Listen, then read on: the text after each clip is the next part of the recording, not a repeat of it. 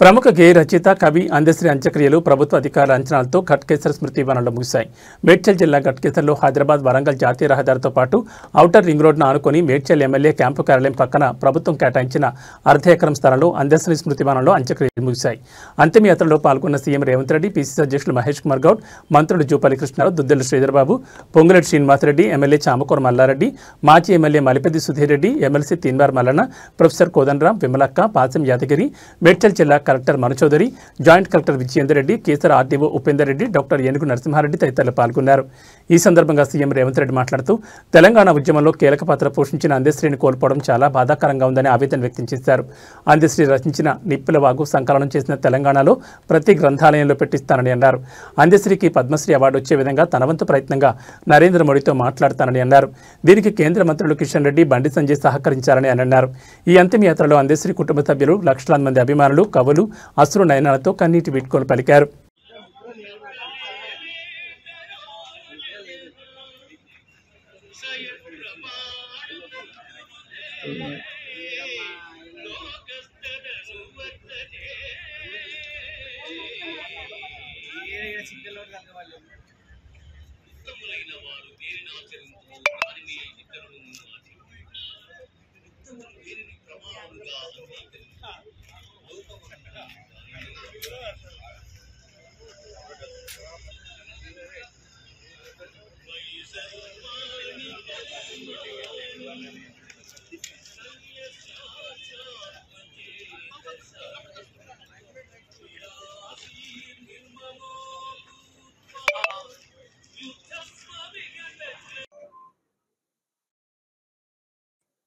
గ్రామీణ ప్రాంతంలో పశువుల కాపరిగా, కాఫీ మేస్త్రిగా, తెలంగాణ ఉద్యమకారుడిగా చివరి శ్వాస వరకు తన సర్వం దారపోసి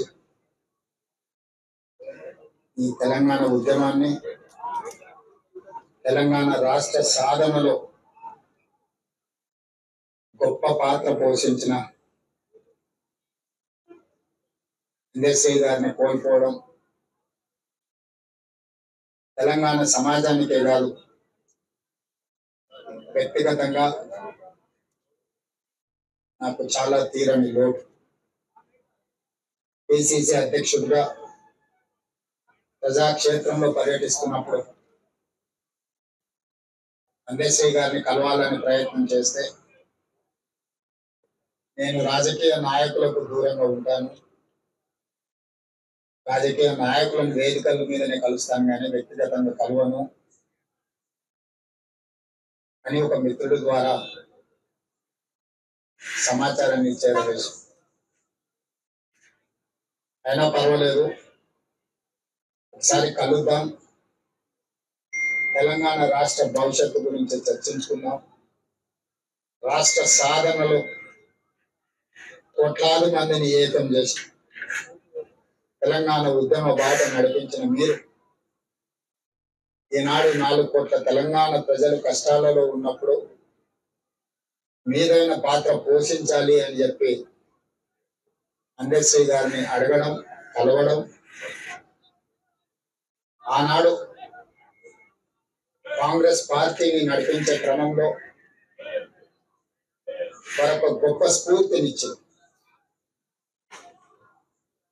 కొట్లాడితే ఖచ్చితంగా తెలంగాణ ప్రజలు ఆశీర్వదిస్తారు, తెలంగాణ ప్రజల యొక్క సమస్యల్ని తీర్చడానికి కలిసి పనిచేద్దాము, నీతో మాట్లాడిన తర్వాత నాకు నమ్మకం వచ్చింది, తప్పకుండా నువ్వు చేసే ప్రయత్నంలో నేను చేయగలిగిన ప్రయత్నం నేను చేస్తాను, అందరం తలా చేసినప్పుడు ఈ తెలంగాణ సమాజానికి ప్రయోజనం చేకూరుతుంది అని చెప్పి ఆనాడు అందశ్రీ గారి మాటలు, ఆ తర్వాత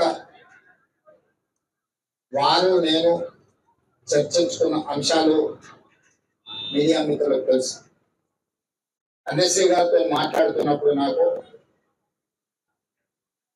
చదువుకోవడానికి పట్టణం వచ్చిన తీర్చిదిద్దాలని జయ జయ హే తెలంగాణ గానాన్ని పాఠ్యాంశంగా మార్చి వారి స్ఫూర్తిని ఎల్లకాలం ఈ తెలంగాణ ఉన్నంత కాలం తెలంగాణ రాష్ట్ర సాధనలో అందశ్రీ గారు పోషించిన పాత్రను శాశ్వతం చేయడమే కాకుండా వారి జీవితకాలం రచించిన రచనలను ఒక పుస్తక రూపంలో వారు రచించడం జరిగింది. నిప్పుల వాగు.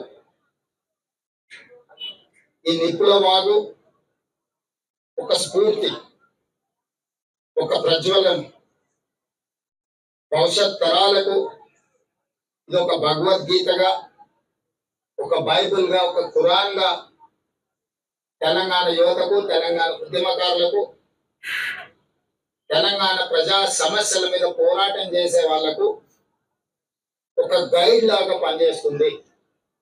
అందుకే నిప్పుల వాగును 20,000 ప్రచురణలు తెలంగాణ ప్రాంతంలో ఉండే ప్రతి లైబ్రరీలో, తండాలలో, గూడాలలో, మారుమూల పల్లెల్లో ఉండే తెలంగాణ సమాజం అంతా అందశ్రీ గారి స్ఫూర్తితో వారి రచనలో ఉన్న సారాంశాన్ని తీసుకొని పేదలకు సేవలు అందించడానికి ఉపయోగపడే విధంగా నిప్పుల వాగు గ్రంథాన్ని ప్రతి లైబ్రరీలో పెట్టే విధంగా ప్రభుత్వం చర్యలు తీసుకుంటుంది.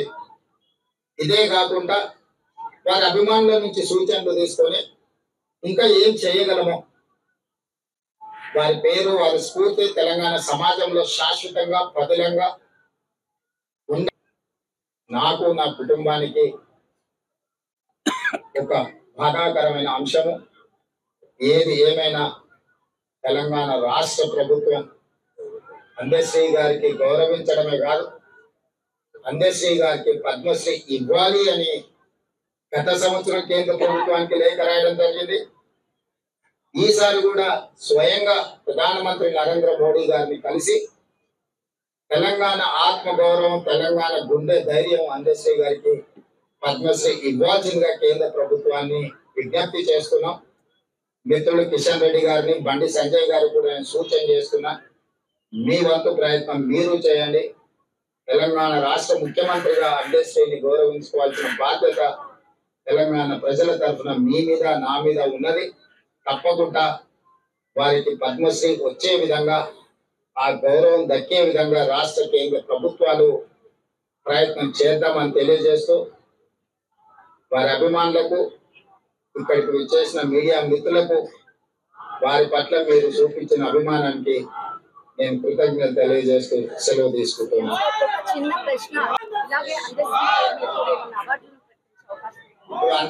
అందశ్రీ గారి పేరు శాశ్వతంగా పదిలంగా ఉండడానికి పాఠ్య పుస్తకాలలో పాఠ్యాంశంగా ఈ జయ జయ హే తెలంగాణను తీసుకోవడం జరుగుతుంది. అందుకే వారి జ్ఞాపకమే ప్రతి లైబ్రరీలో నిప్పుల వాగు పుస్తకాన్ని ఆవిష్కరించాలని రాష్ట్ర ప్రభుత్వం అనుకుంటుంది.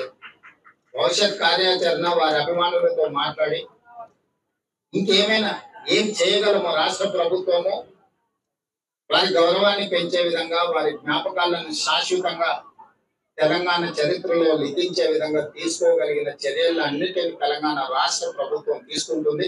అందరితో చర్చించిన తర్వాత ప్రభుత్వం ఒక నిర్ణయానికి వస్తుంది. ధన్యవాదాలు. తెలంగాణలో ఆడబిడ్డను గౌరవించుకోవడం అనేది చాలా ముఖ్యమైనటువంటిది. కాబట్టి ఆడబిడ్డల్ని ఎవరు కలిసినా అట్లా రకంగా గొప్పగా గౌరవించుకునేటువంటి వ్యక్తి.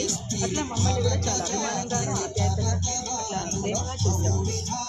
ఆ అభిమానము అనేటువంటి తన దగ్గర దొరికేది. ఆ రకంగా తన గొప్ప సాహిత్యాన్ని నిప్పుల వాగును సృష్టించిన గీతమైతివా అందశ్రీ అన్న.